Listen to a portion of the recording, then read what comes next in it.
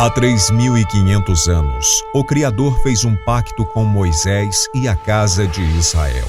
Se fossem fiéis às suas instruções, ele seria seu Deus e ele sua nação santa. Em nosso século, no mundo todo, descendentes da casa de Israel têm retornado para o seu Deus. Nós do Ministério Rema Último Despertar, através do programa Minutos de Techuvá, levamos a você mensagens edificantes. Faça parte deste despertar. Se inscreva em nosso canal, marque o sininho e compartilhe com os seus amigos. Hoje com o tema A Oferta de Comunhão, Levítico 3. Nesse capítulo, nós vamos estudar sobre uma oferta especial que era oferecida a Jeová. Era uma oferta conhecida como oferta de paz ou oferta de comunhão. Basicamente, era uma oferta muito parecida com as demais. O animalzinho deveria ser macho ou fêmea, todavia, não poderia ter nenhum defeito. E o ofertante deveria fazer um ritual de substituição, colocando a mão sobre a cabeça do animal na hora do sacrifício. Aí devemos dizer que Deus espera que sejamos melhores e sem defeitos. O Espírito Santo trabalha na congregação para nos aperfeiçoar como parte integrante do corpo do Mashiach. Romanos, capítulo 15, versículo 15 e 16. Segundo a Bíblia, essa oferta deveria simbolizar a paz entre Deus e os homens, bem como a paz interior dela resultante. A oferta da comunhão era o único sacrifício do qual o ofertante podia comer uma parte. A comunhão estava em jogo, porque o ofertante tinha como base no sacrifício comunhão com Deus e com o sacerdote, que também comia da oferta. Esse sacrifício, chamado sacrifício de comunhão ou de paz, nos sugere um significado especial.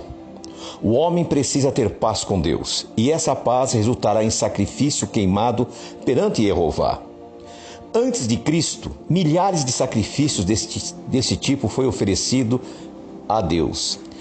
A seu tempo veio Yeshua e se sacrificou por nós, trazendo a paz com Deus. Então, deixando bem claro o que representa esse sacrifício: a paz e a comunhão com Deus. Agora precisamos entender melhor as partes que eram ofertadas a Deus e as que ficavam para o ofertante e o sacerdote.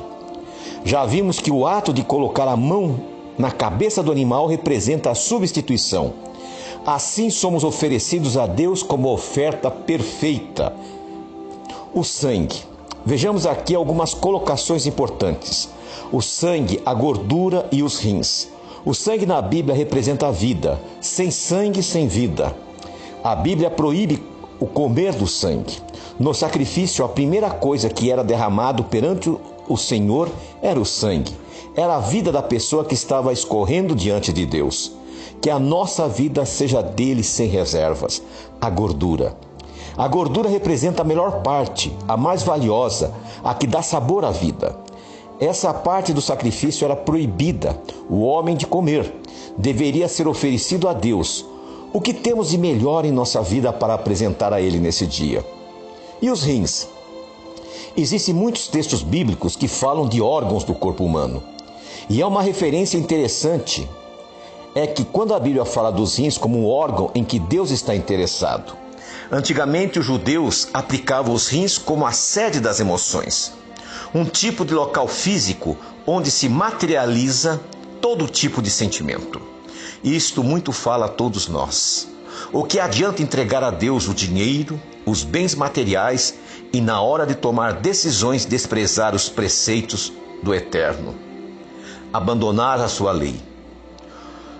O rim, como centro das emoções que representa a parte humana, onde sentimos e decidimos todas as coisas. Esta parte fundamental em nossa vida não pode ser nossa. Igual no sacrifício deve ser ofertada a Deus. Olhemos para o capítulo 3 de Levítico. Prontos a deixar tudo em cima do altar. que sejamos oferecidos a Ele como sacrifício de cheiro suave. Hoje, por sua vez, quando as pessoas ouvem a palavra ofertar, sacrifício, elas, em vez de imaginar uma gratidão que nós temos de estar na presença de Deus, ela pensa naqueles indivíduos que têm abusado dos coitados, das pessoas simples, das pessoas humildes. E não é isto. Quando nós nos oferecemos como sacrifício vivo, Deus retribui a nós as bênçãos que estão retidas. Quantas vezes nós usamos o tempo de Deus para o nosso benefício? Quantas vezes nós ignoramos o chamado de Deus? Quantas pessoas já passaram pela nossa congregação? E todavia essas pessoas acabaram ficando no meio do caminho. Pergunte a elas se elas estão mais felizes, se elas estão mais prósperas. Obviamente que não. Porque quando nós nos afastamos de Deus, o que acontece? Todas aquelas bênçãos que estão estabelecidas em Deuteronômio capítulo 28, de 1 a 15, são retidas. Quando fazemos uma oferta de comunhão, essa oferta abrange nós estarmos adorando o Senhor no seu dia. Essa oferta é estarmos dedicando a nossa vida à obra dele. Por que nós não convidamos nossos amigos, nossos entes queridos para estar na presença do Senhor? Por que nós não nos oferecemos para ajudar na obra de Deus? Hoje nós vemos tanto sofrimento, tanta doença, tanta morte. E tudo isso em virtude da negligência que nós estamos tendo com Deus.